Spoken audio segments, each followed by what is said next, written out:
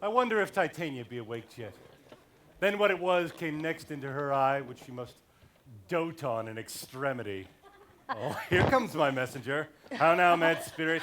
What night rule now about this haunted grove? My mistress, with the monster, who is in love! Near to her close and consecrated bower, while she was in her dull and sleeping hour, a crew of patches, rude mechanicals that work for bread upon Athenian stalls, were met together to rehearse a play intended for great Theseus's nuptial day. The shallowest thick-skin of that barren sort who Pyramus presented in their sport forsook his scene and entered in a break. When I did him at this advantage take, an ass's knoll I fixed on his head. Anon his Thisbe must be entered, and forth my mimic comes, when they him spy, as wild geese at the creeping fowler eye, or russet-pated choughs, many in sort, rising and cawing at the gun's report. Sever themselves and madly sweep the sky, so at his sight away his fellows fly. And as our stamp here o'er and over one falls, he murder cries and help from Athens calls. Their fears the strong, lost with their fears, make senseless things begin to do them wrong. For briars and thorns at their peril snatch, some sleeves, some hats, from yielders all things catch. I led them on in this distracted fear and left sweet Pyramus translated there. Hee-haw! When in that moment, so it came to pass, Titania waked and straightway loved an ass. Oh, this falls out better than I could devise. But hast thou yet latched the Athenian's eyes with the love juice, as I bid thee do? I took him sleeping, that is finished too, and the Athenian woman by his side, that when he waked of force, she must be eyed. Stand close. This is that same Athenian. Oh, this is the woman, but not this the man. Oh, why rebuke you him that loves you so? Lay breath so bitter on your bitter foe. Now I but chide, but I should use thee worse, for thou I fear hast given me cause to curse. If thou hast slain Lysander in his sleep, being over shoes and blood, plunge in the deep and kill me too. The sun was not so true into the day as he to me. Would he have stolen away from sleeping Hermia? It cannot be but thou hast murdered him. So should a murderer look so dead, so grim. So should the murdered look, and so should I, pierce through the heart with your stern cruelty.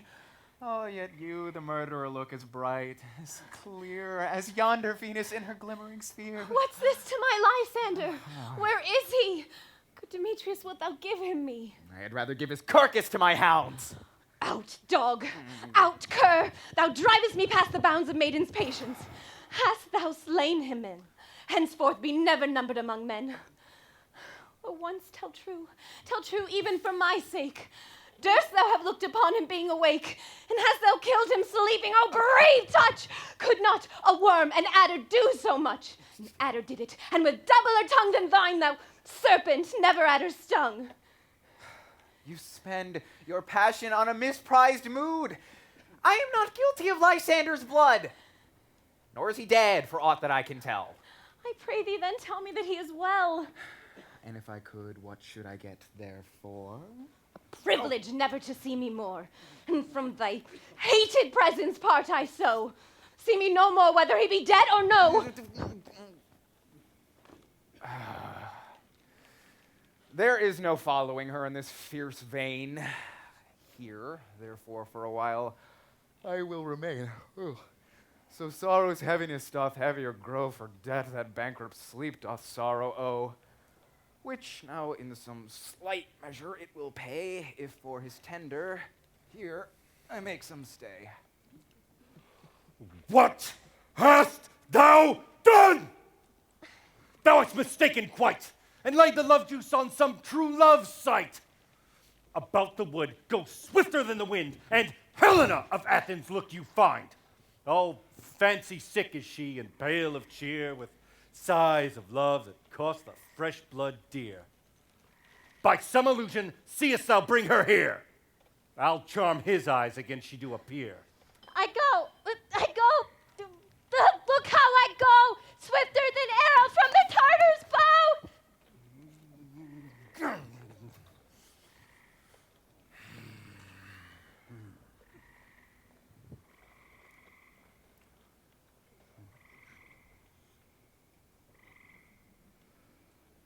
Flower of this purple dye, hit with Cupid's archer eye, sink an apple in his eye. When his love he doeth spy, let her shine as glorious lie as the Venus in the sky. When thou wakest, if she be by, beg of her for remedy.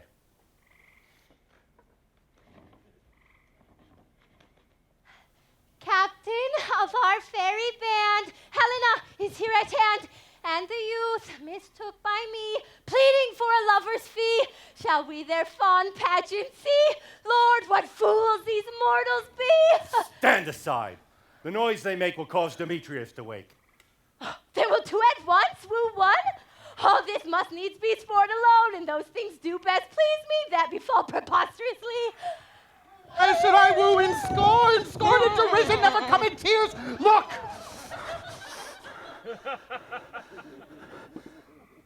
When I vow,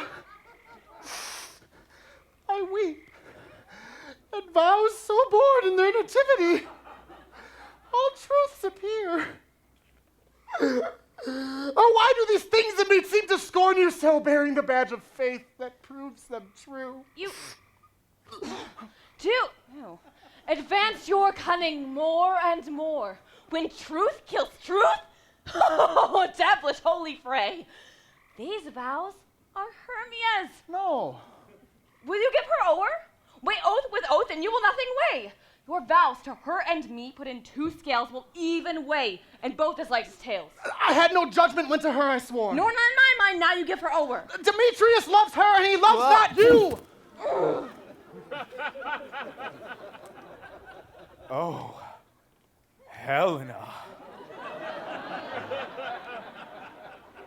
Goddess. Nymph.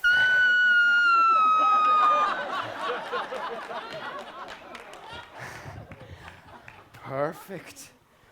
Divine.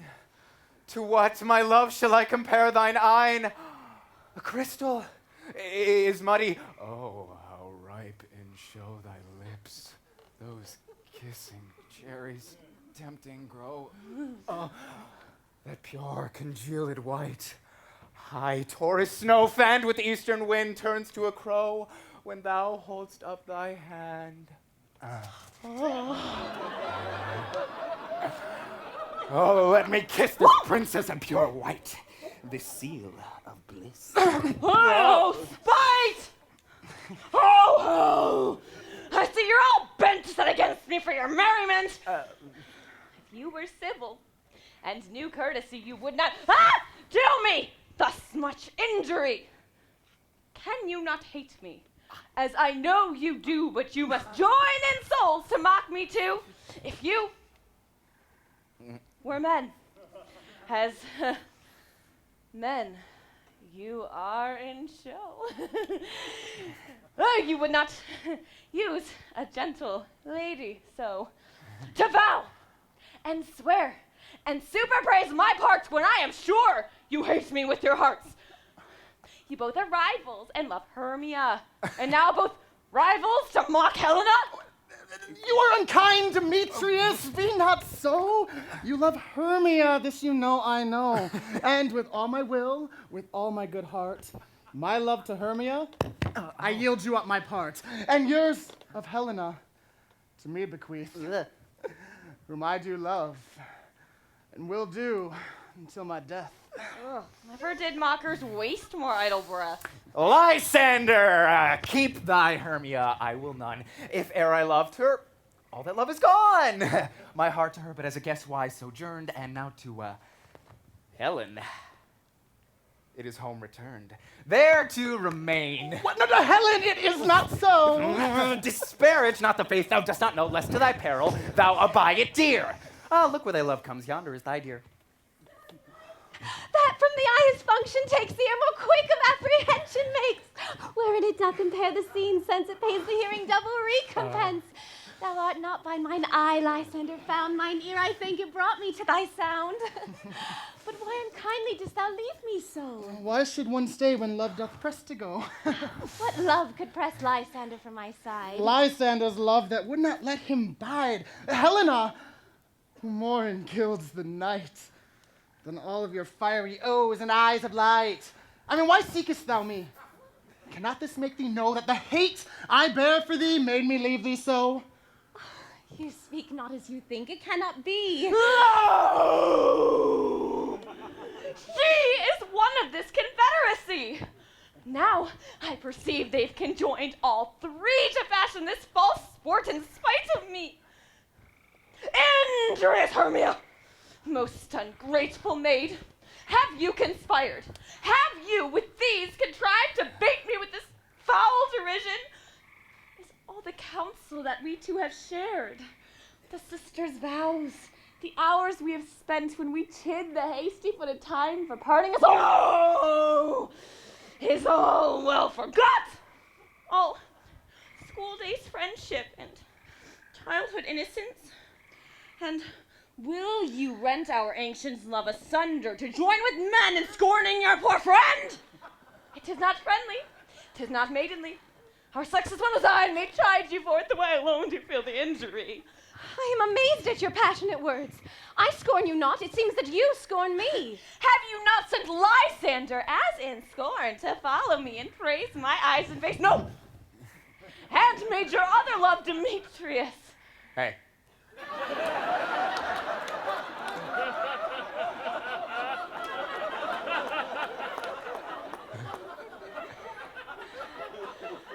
To call me goddess, nymph, divine, and rare, precious celestial. Wherefore speaks he this furry hate? I understand not what you mean by all this. I do persevere. Counterfeit sad looks make mouths upon me when I turn my back. Wink at your other. Hold the sweet dressed up. This sport well carried shall be chronicled.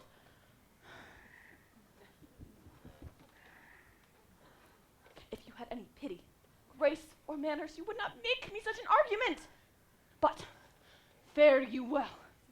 'Tis partly my own fault, which death or absence shall soon remedy. Stay, gentle Helena. Hear my excuse. My love, my life, my soul, fair Helena! Oh, excellent! Sweet, do not scorn her so. If she cannot entreat, I can compel. Thou canst compel no more than she entreats. Thy threats hold no more strength than her weak prayers. Helena, I love thee. I swear I do, that by which I will lose to prove him false. That says I love thee not. I say I love thee more than he can do. Oh, if thou say so, withdraw and prove it too. Quick, come. Lysander, where to tend all this? Hang off, thou cat, thou bird! Let loose, vile thing, or I will shake thee from me like a serpent. Why have you grown so rude? What changes this sweet love? Thy love. Oh, out, tawny totter, out. Out, loathed medicine, hated potion. Hence. Do you not jest? Yes, sooth, and so do you. Demetrius, I will keep my word with thee. I would I had your bond, for I perceive a weak bond holds you. Oh. I'll not trust your word. What? Should I hurt her? Kill her? Strike her dead? Yeah. Although I hate her, I shall not harm her so. What? Can you do me greater harm than hate? Hate me? Wherefore? Me what news, my love? Am not I Hermia? Not you Lysander? I'm as fair now as I was erewhile. Since night you loved me. Yet since night you left me. Why then you left me? Oh, the gods forbid, in earnest shall I say. Aye. By my life, and never did desire to see thee more. Therefore, be out of hope, of question, of doubt. Know this, and nothing truer, that I do hate thee, and love Helena. Oh, me. You juggler! You canker blossom! You thief of love! What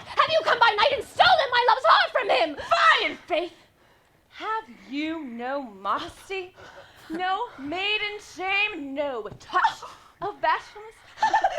What? Will you commentare? Impatient answer from my gentle tongue. Fine! Why, you counterfeit? You puppet, you. Puppet! Why so? Aye, that way goes the game. Now I perceive she hath made compare between our statures. She hath urged her height, and with her personage, her tall personage, her height, forsooth, she hath prevailed with him. And have you grown so high in his esteem, because I am so dwarfish and so low? How low am I, thou painted maple? Speak. How low am I? I am not yet so low, but that my nails can't reach unto thine eyes.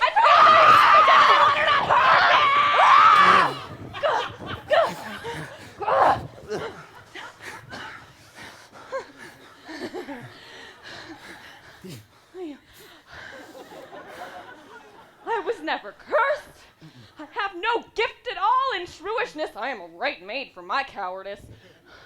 Let her not strike me. You perhaps may think that because she is something lower than myself that I can not lower her again.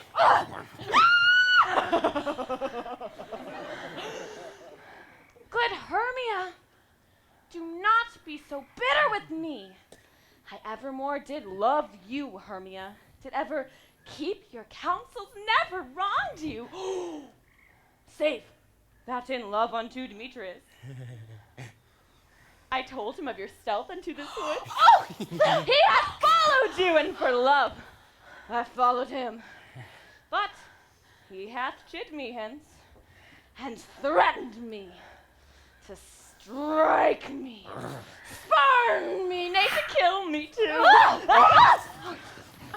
And so, now, you will let me quiet go to Athens. Will I bear my folly back and follow you no further? Let me go. You see how simple and how fond I am. Why get you gone? Who is it that hinders you? A foolish heart I leave here behind. What with Lysander? With Demetrius. Helena, I swear she shall not harm thee. No, sir, she shall not, though you take her part. When she is angry, she is keen and shrewd. She was a vixen when she went to school, and though she be but little, she is fierce. Oh, little again! Nothing but low and little. Why will you suffer her to flout me thus? Let me come here!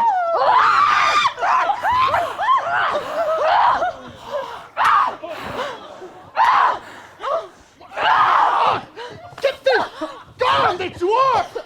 Thou minimus of hindering, thou grass maid, thou bead, thou acorn! You are too officious in her behalf that scorns your services. Let her alone. Speak not of Helena, take not her part. For if thou dost intend never so little show of love to her, thou shalt abide it. Oh, well, now she holds me not. Now follow if thou darest to try whose thine or mine is most in Helena. Follow? Nay, I'll go with thee. Seek thy chapel. Let go, my No, no. You, mistress. All this coil is long of you. Nay, go not back. I will not trust you. I no longer stay in your cursed company. Your hands than mine are quicker for a fray. My legs are longer, though, to run away. Oh! I am amazed. I know not what to say. This is thy negligence. Still thou mistakest, or else committest thy knaveries wilfully. Believe me, King of Shadows, I mistook. Did not you tell me I would know the man by the Athenian garments he had on? And so far blameless proves my enterprise that I have anointed an Athenian's eyes.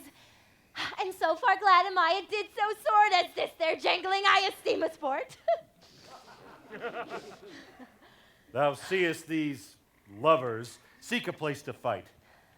Hie, therefore, Robin, overcast the night, and lead these testy rivals so astray that one come not within the other's way, till over their brows death counterfeiting sleep with leaden legs and batty wings doth creep. Then crush this herb into Lysander's eye, whose liquor hath this virtuous property, to take from thence all error with his might, and make his eyeballs roll with wonted sight. When next they wake, all this derision shall seem a dream, a fruitless vision, and back to Athens shall the lovers wend, with league whose date till death shall never end. While I in this do thee employ, I'll to my queen and beg her Indian boy.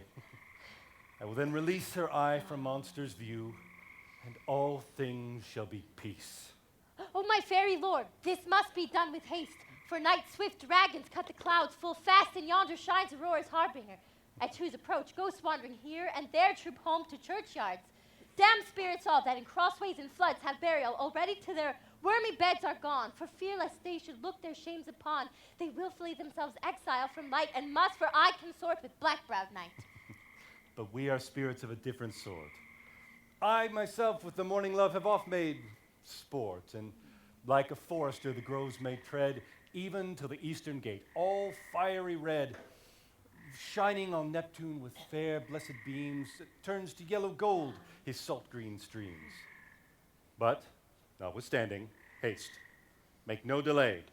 We may effect this business yet ere day. Up and down, I will lead them up and down. I am feared and feared in town. Goblin, lead them up and down.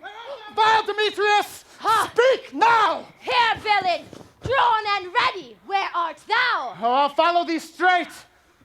Follow my voice to plainer ground.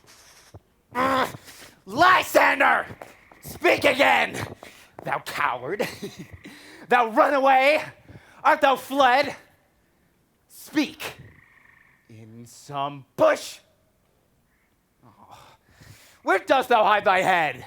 Thou coward, art thou bragging to the stars, telling the bushes that thou look'st for wars, and wilt not come? Come, recreant! Come, thou child! I'll whip thee with a rod. He is defiled who draws a sword on thee. Yea, art thou there? Follow my voice. We'll try no manhood here.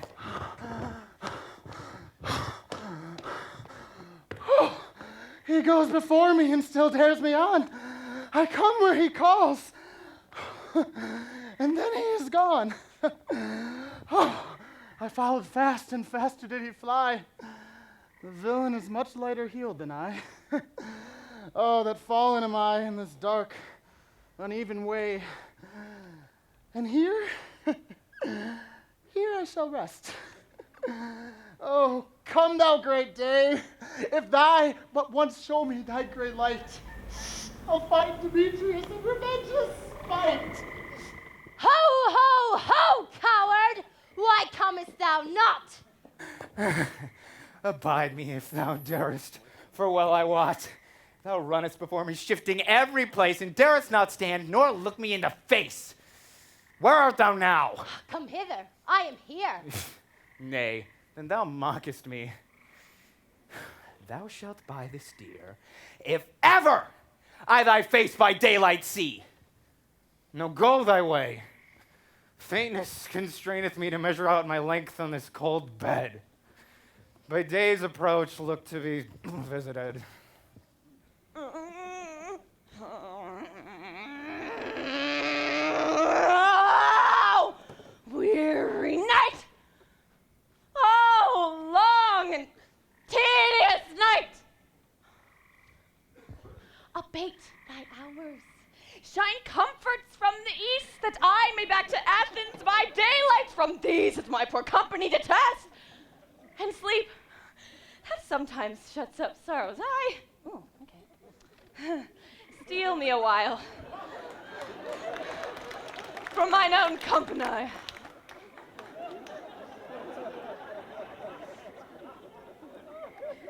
Yet but 3. Come one more. 2 of both kinds makes up 4. Oh, here she comes. Oh, cursed and sad. Cupid is a knavish lad, thus to make poor females mad. Never so weary, never so in woe, bedabbled with the dew and torn with briars. No further can I crawl, no further can I go. My legs can keep no pace with my desires. Here will I rest me to the break of day. Heaven shield Lysander if it means a fray. On the ground, sleep sound, I'll apply to your eye, gentle lover's remedy. When thou wakest, thou takest true delight in the sight of thy former lady's eyes, and the country proverb known, every man should have his own, in your waking shall be shown. Jack shall have Jill, naught shall go ill, man shall have his mare again, and all shall be well.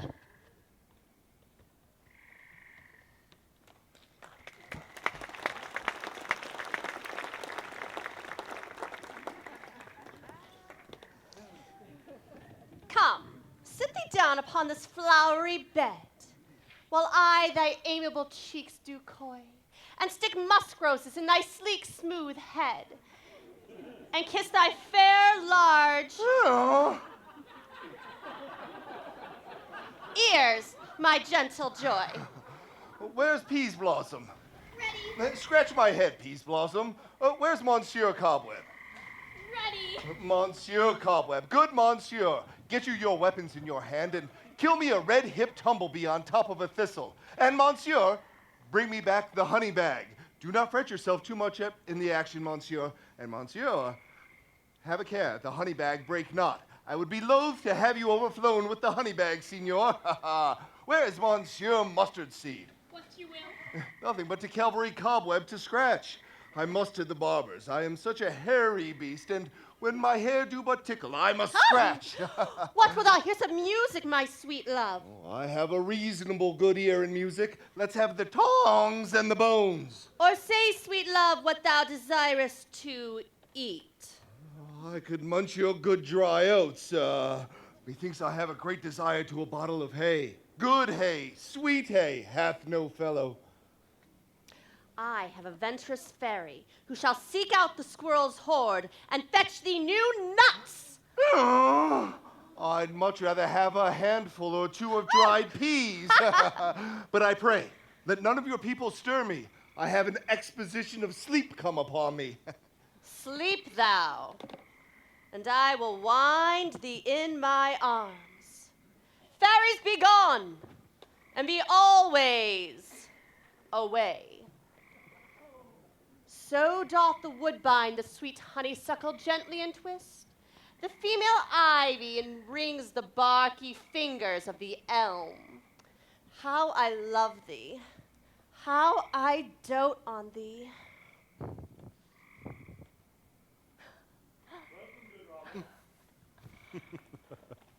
Seest thou this sweet sight? Her dotage now I do begin to pity. For meeting of her of late behind the wood, seeking sweet favors from this hateful fool, I did upbraid her, and fall out with her. For she his hairy temples then had rounded with a coronet of fresh and fragrant flowers, and that same dew, which is sometimes on the bud wont to swell like round and orient pearls, now stood within the pretty floweret's eyes like tears that did their own disgrace bewail.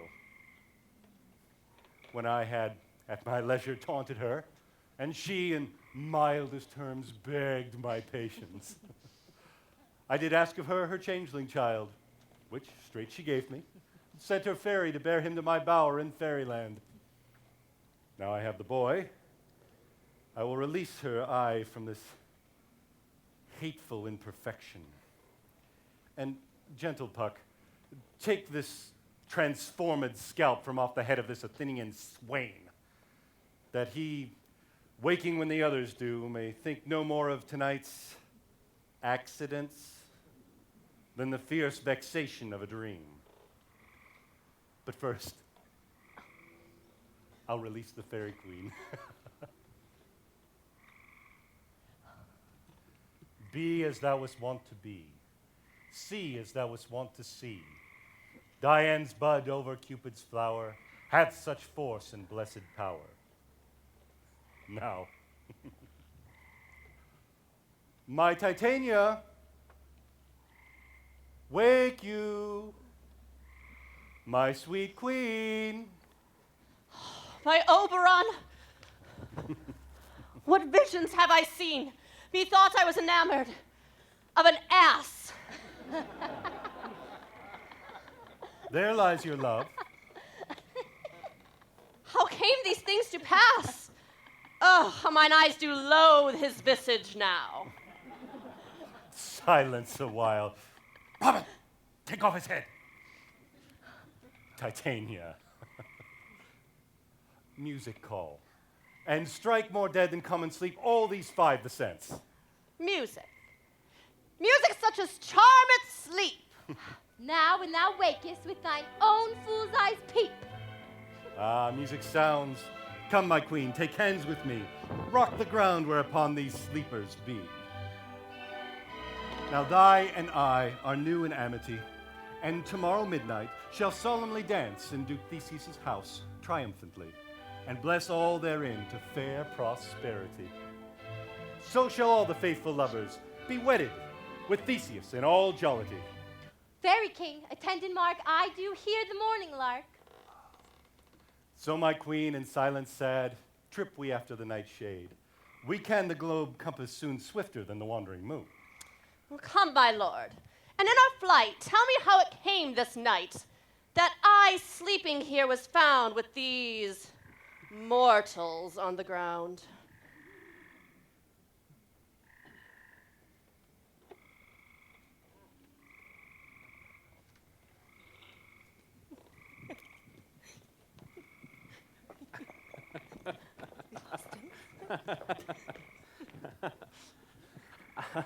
We will, fair queen, up to the mountain's top and mark the musical confusion of hounds and echo in conjunction. I was with Hercules and Cadmus once, when in a wood of Crete they bayed the bear with hounds of Sparta. Never did I hear such gallant chiding, for besides the groves, the skies, the fountains, every region near seemed all one musical cry. I never heard so musical a discord, such sweet thunder.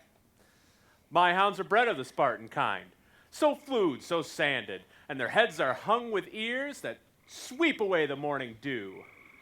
Crook-kneed and dew-lapped like the Thessalian bulls, slow in pursuit, but matched in mouth like bells, each under each. A cry more tunable was never hollowed to, nor cheered with horn in Crete, in Sparta, or in Thessaly. Judge when you hear. But soft, what nymphs are these? My lord, here's my daughter here asleep. This this Demetrius is, and this Helena. I wonder if they're all being here together. No doubt they rose up early to observe the rite of May, and in hearing our intents, came here and grace our solemnity. But speak, Aegeus, is not this the day that Hermia should give answer of her choice? It is, my lord. Good morrow, friends! St. Valentine is past! Begin these woodbirds but the couple now?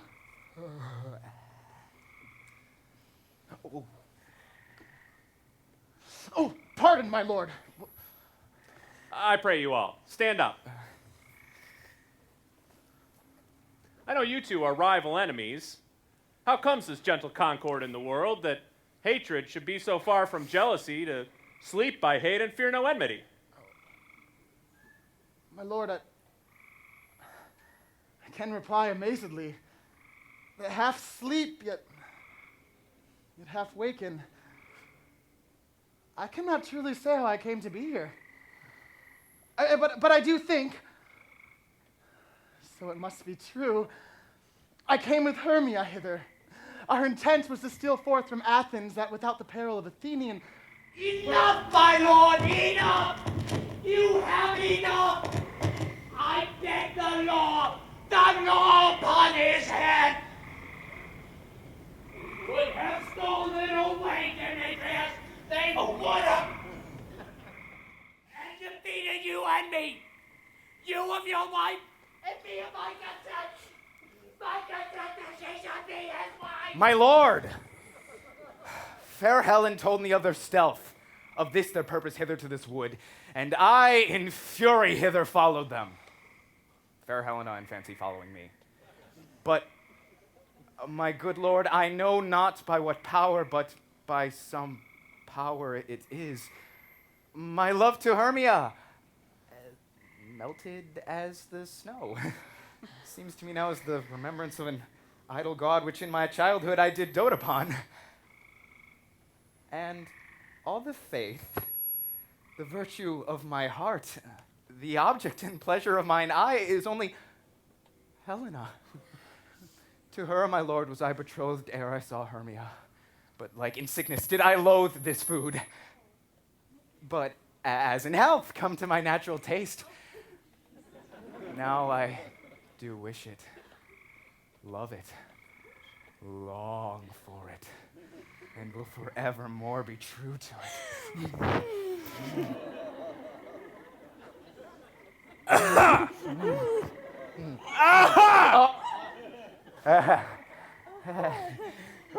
Fair lovers, you are fortunately met. Of this discourse we more will hear anon. Aegeus, I will overbear your will. For in the temple, by and by with us, these couples shall eternally be knit. And for the morning now is something worn, our purposed hunting shall be set aside. Away with us to Athens, 3 and 3. We'll hold a feast in great solemnity. Come, Hippolyta.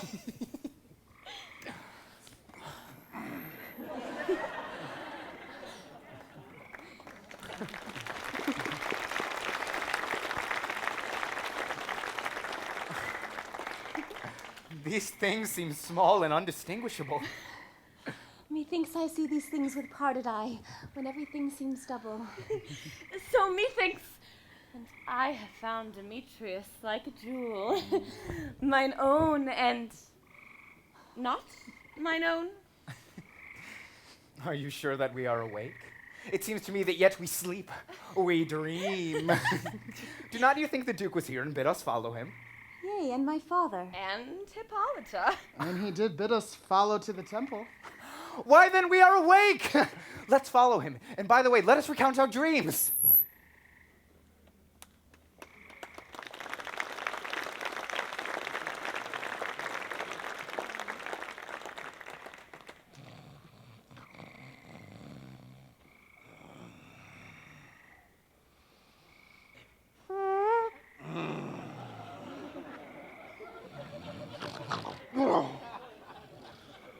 When my cue comes, call me, and I will answer. My next is Most Fair Pyramus. Hi-ho! Peter Quince, Flute the Bellows Mender, Snout the Tinker, Starveling.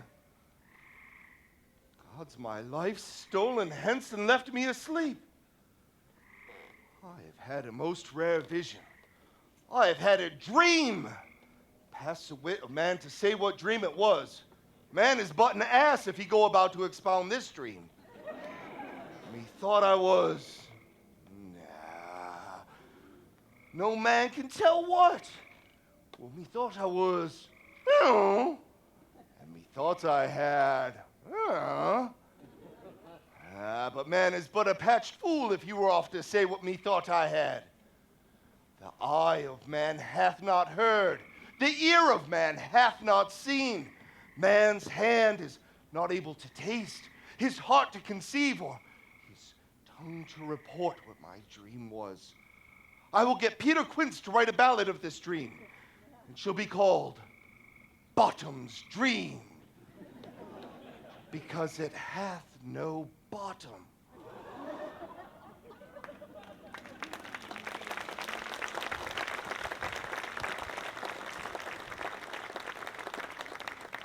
Where is Bottom? Hast thou seen Bottom? So worried about him. Where is Bottom? Bottom!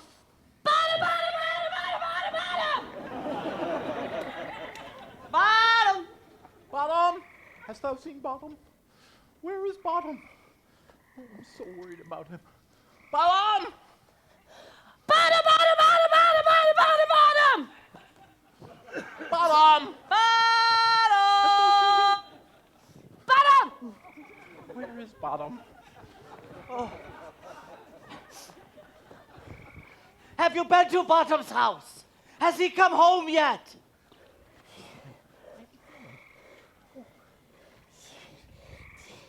He cannot be heard of. For out of doubt he's been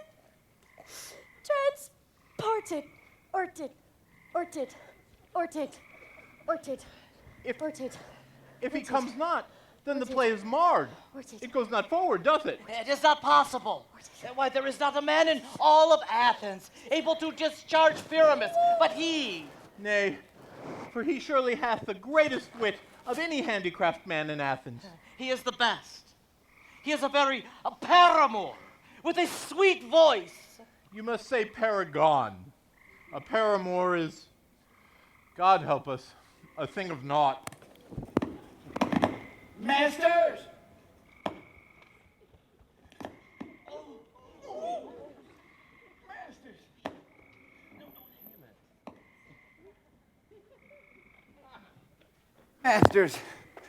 Masters, the Duke is coming from the temple.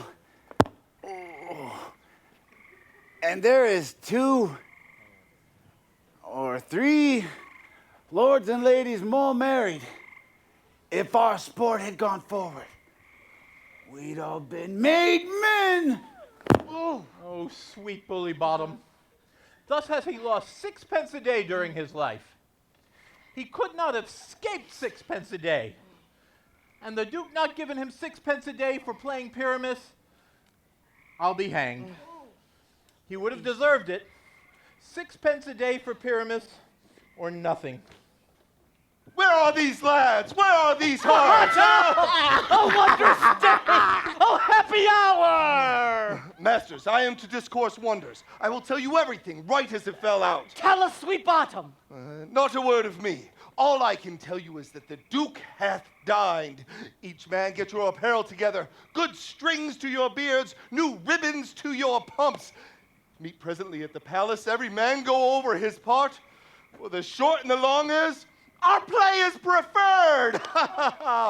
In any case, let Thisbe have clean linens, and let not him who plays the lion pare his nails, for they shall hang out as the lion's claws.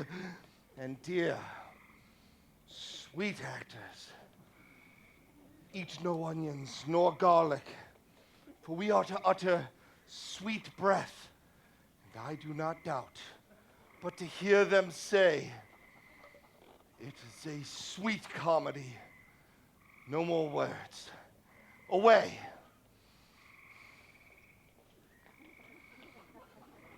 Go away.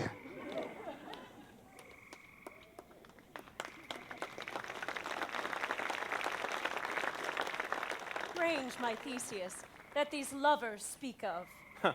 More strange than true. I never may believe these antique fables, nor these fairy toys. Lovers and madmen have such seething brains, such shaping fantasies that apprehend more than cool reason ever comprehends. The lunatic, the lover, and the poet are of imagination, all compact. But all the story of the night told over, and all their minds transfigured so together, more witnesseth than fancy's images, and grows to something of great constancy, but howsoever strange and admirable. Here come the lovers, full of joy and mirth. Joy, gentle friends, Joy and fresh days of love accompany your hearts. More than to us, wait in your royal walks, your boards, your beds. Come now, what masks, what dances shall we have to wear away the long age of 3 hours between our after supper and our bedtime?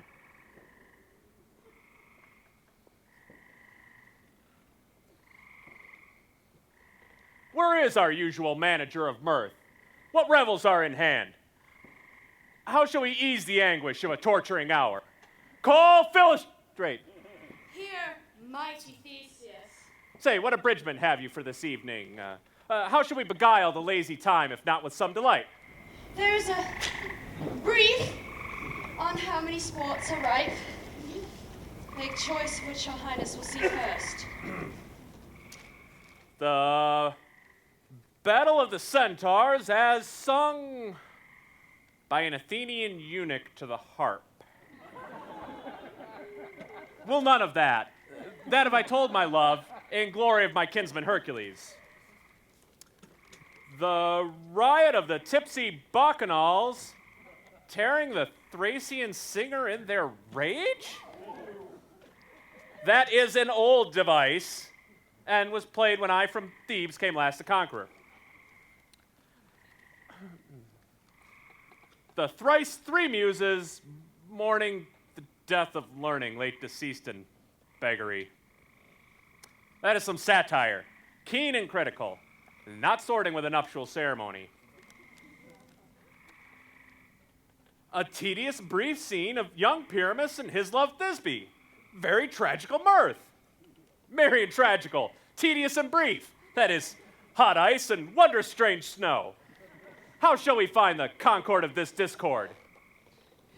A play there is, my lord, some 10 words long, which is as brief as I have known a play. But by 10 words, my lord, it is too long. Which makes it tedious, for in all the play there's not one word apt, one player fitted, and tragical, my noble lord, it is. For wherein, when Pyramus doth kill himself, which I must confess, made mine eyes water, but with more merry tears, the passion of loud laughter never shed. What are they that do play it? Hard-handed men that work here in Athens, my lord, and have never labored in their minds till now, and have fixed their unbreathed memories on this same play against your nuptial. And we will hear that play. No, my lord, it is not for you. I have heard it over, and it's nothing in the world, unless you can find sport in their intents. I will hear that play, for never anything can be amiss when simpleness and duty tender it. Go bring them in. I love not to see wretchedness o'ercharged, and duty in his service perishing. Why, gentle sweet, you shall see no such thing. He says they can do nothing in this kind. The kind are we to give them thanks for nothing. So please your grace, the prologue is dressed. Let him approach.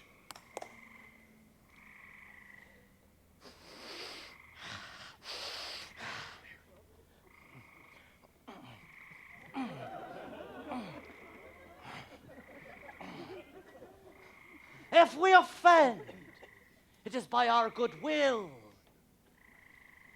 That you should think we come not to offend, but with good will. To show our simple skill. Why, that is the true beginning of our end. The actors are on hand, and by their show you will know all you are like to know. Gentles, perchance you wonder at this show, but wonder on till truth makes all things plain. This man is Pyramus, and that you'll know. This beauteous lady, Thisbe. That much is certain. this man with lime and rough coat doth present wall. That vile wall, which did the lovers sunder, and through wall's chink they were content to whisper. At this, let no man wonder.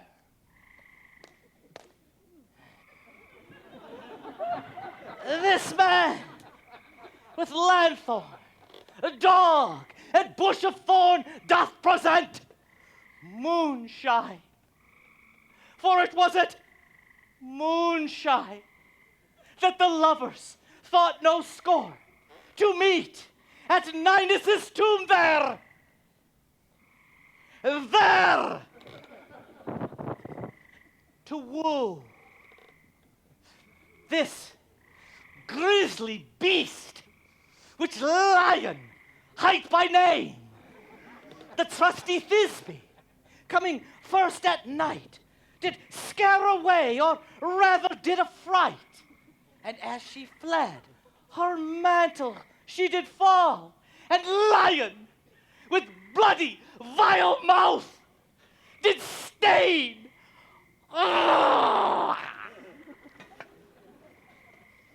Anon comes Pyramus, sweet youth and tall, and sees his trusty Thisbe's mantle slain. Whereat, with blade, with bloody, blade for blade, he bravely broached his bloody, beating breast. And Thisbe, tarrying in mulberry shade, his dagger drew and died.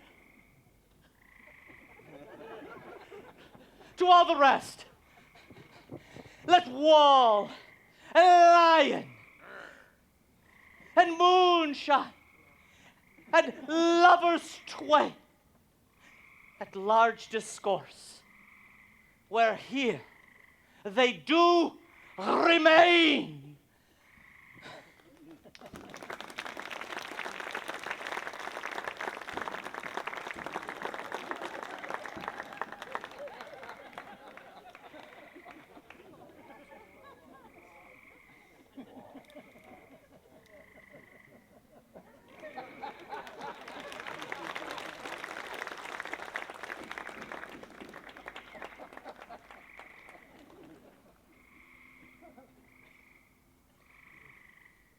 In this same interlude it doth befall that I, one snout by name, present a wall.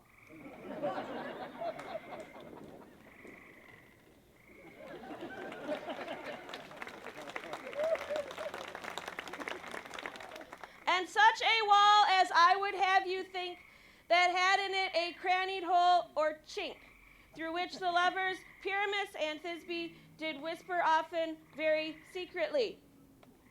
This lime, this rough cast, and this stone do show that I am that same wall. That much is so. And this the cranny is, both right and sinister, through which the fearful lovers are to whisper.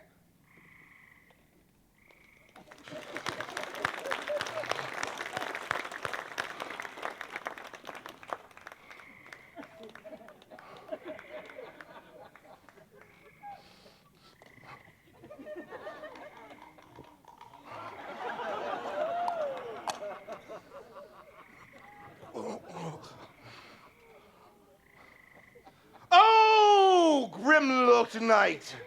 Oh, night, with hues so black! Oh, night, whichever art when day is not! Oh, night! Oh, night! Alack! Alack! Alack! I fear my poor Thisbe's promise is forgot. And thou, O wall, oh, sweet and lovely wall, that stands between her father's ground and mine. Oh, wall. Oh, sweet and lovely wall. Show me thy chink to blink through with mine eye.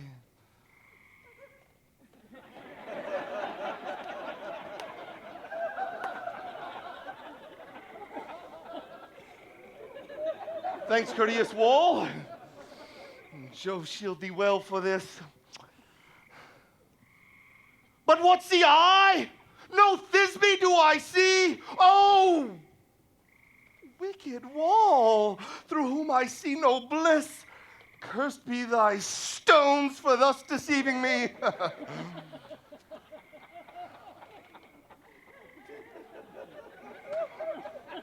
Deceiving me is Thisbe's cue. She is to enter now, and I am to spy her. You will see it. Will fall pat. Just I have told you. Yonder she comes.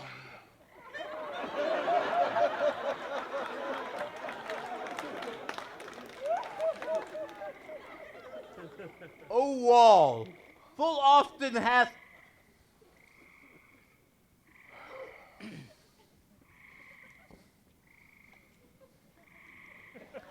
O wall, full often hast thou heard my moans for parting my fair Pyramus and me. My cherry lips have often kissed these stones with lime and hair caught up in thee. I see a voice. Now will I to the chink so that I can spy my Thisbe's face. Thisbe! My love, thou art my love, I think. Kiss me through the hole of this vile wall. I kissed the wall's hole, not thy lips at all.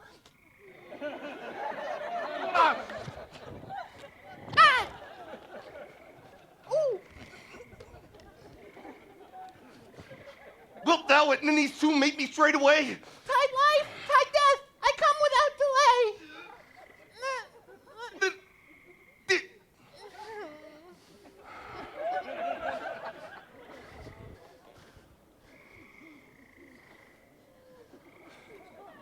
Thus have I, wall,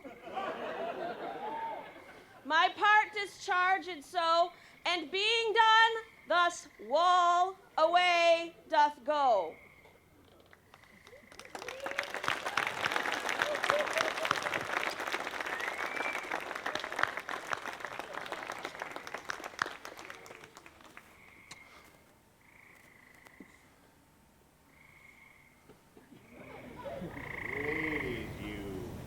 You whose gentle hearts do fear the smallest monster's mouth.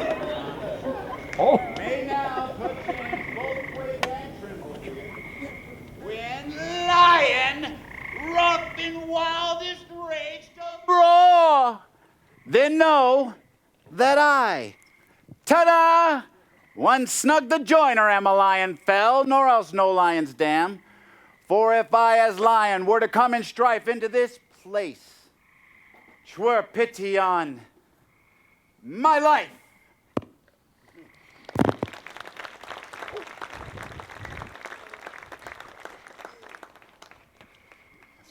Right.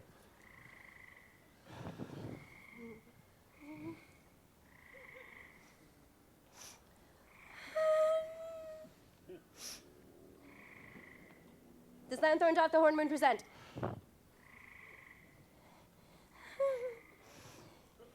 This lanthorn doth the hornmoon present.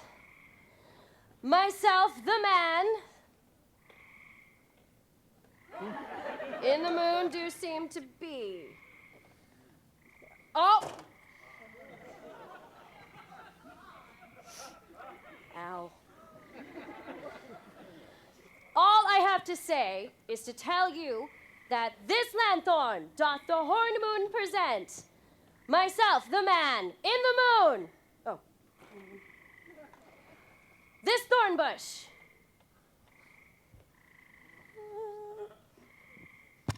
My thorn bush. This dog. Crap.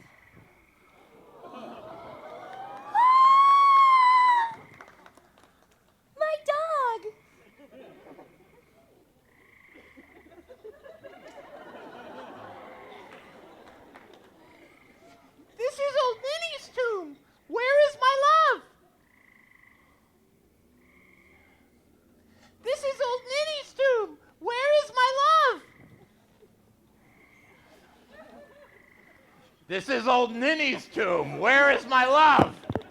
He'll be along presently.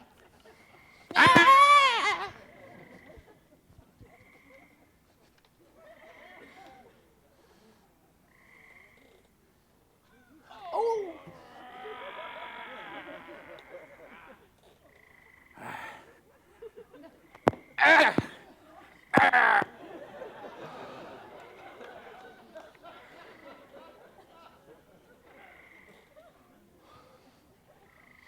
Sweet moon!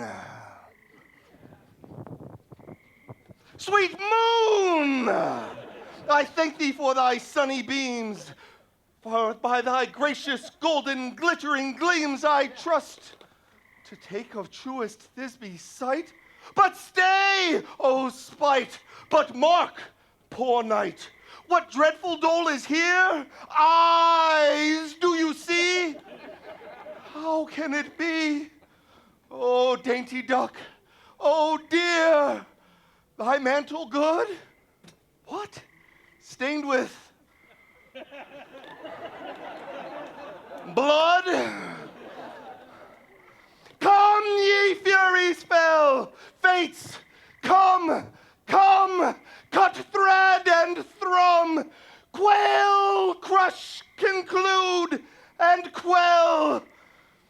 Oh, wherefore, nature, didst thou lions frame? Thy lion vile hath here deflowered, my dear, which is no.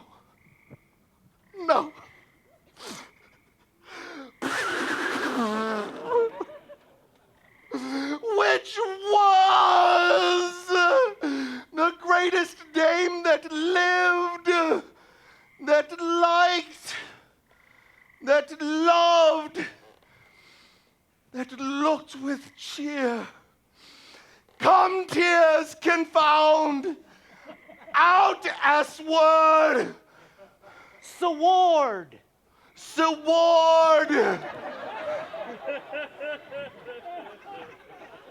And wound thy pap of Pyramus, I, that left pap.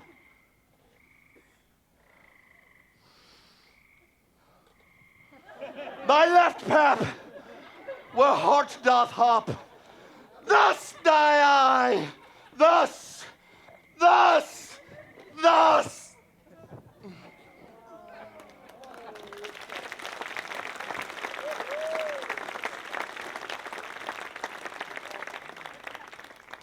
Now am I dead. Now am I fled. My soul is in the sky. Eyes, lose thy light. Moon, take thy flight. Moon.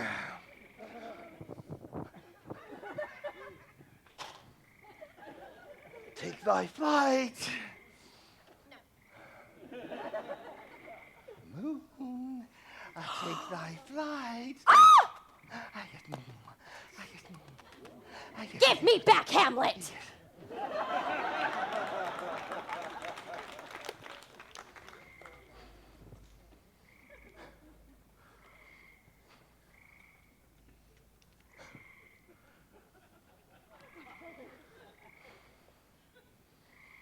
Now die! Die! Die! Die! Die.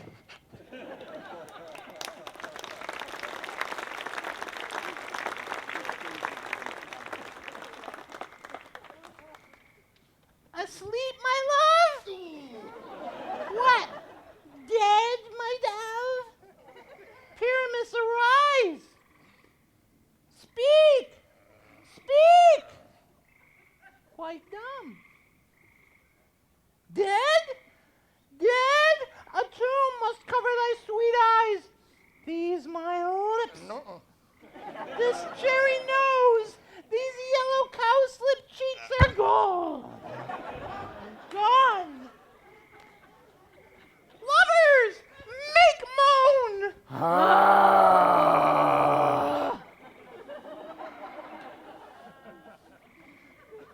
eyes were green as leeks. Oh, sisters three, come, come to me, with hands as white as milk. Lay them in gore, for thou hast shorn with shears his string of silk. Tongue, not a word, come, trusty sword. Sword, come, trusty sword, come, my breast imbrue. Farewell, good friends. Thus, Thisbe ends. Adieu. Adieu. Adieu.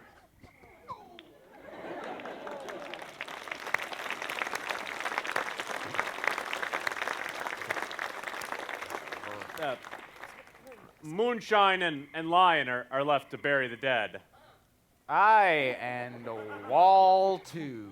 No, I assure you, the wall is down that parted their fathers. Would it please you to see the epilogue?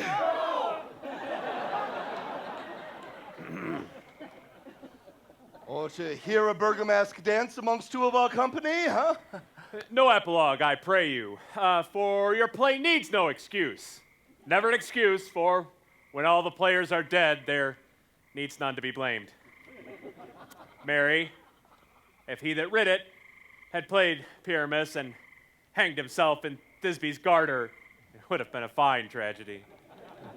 And so it is, truly, and very notably discharged. But come, your Bergamask, let your epilogue alone.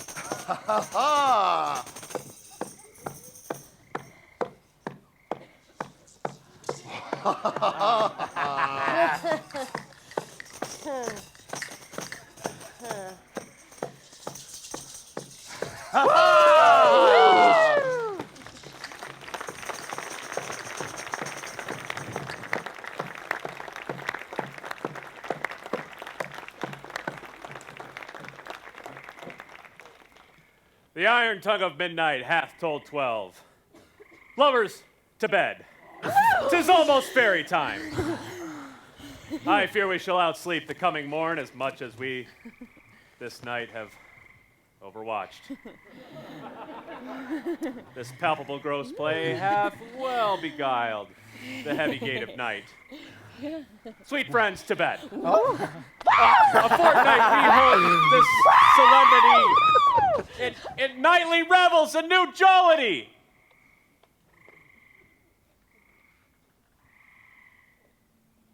Now the hungry lion roars, and the wolf beholds the moon, whilst the heavy plowman snores, all with weary task fordone. Now the wasted brands do glow, whilst the screech owl, screeching loud, puts the wretch that lies in woe in remembrance of a shroud. Now it is the time of night that the graves all gaping wide, every one lets forth his sprite in the churchyard paths to glide. And we fairies that do run by the triple Hecate's team from the presence of the sun, following darkness like a dream, now our frolic. Not a mouse shall disturb this hallowed house. I am sent with broom before to sweep the dust behind the door.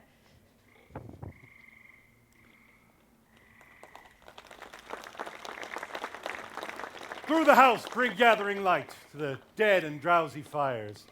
Every elf and fairy sprite hop as light as bird from briar, and the stiddy after me sing, and dance it trippingly. First, rehearse each song by rote, to each word a warbling note. Then hand in hand with fairy grace will we sing and bless this place.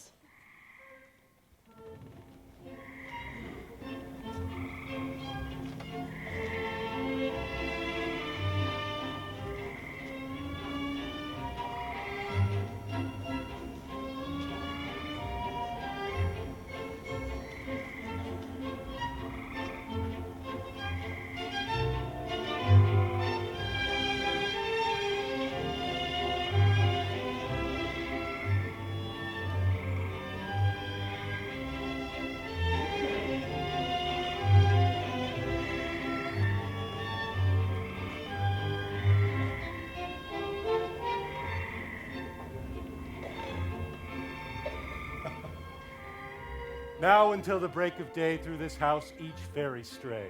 To the best bride bed go we, which by us shall blessed be. And the issue there create ever shall be fortunate. So shall all the faithful lovers be, ever in true loving be. And the blots of nature's hand shall never on their issue stand. Never mole, nor harelip, nor scar, nor mark prodigious, such as are despised in nativity, shall ever on their children be. This field do consecrate. Every fairy take his gate, and each several chamber blessed through this palace with sweet peace. And the owner of it blessed ever shall in safety rest. Now trip away. Make no stay. Meet me all by break of day. If we shadows have offended, think but this, and all is mended, that you have but slumbered here, while these visions did appear. And this weak and idle theme, no more yielding, but a dream.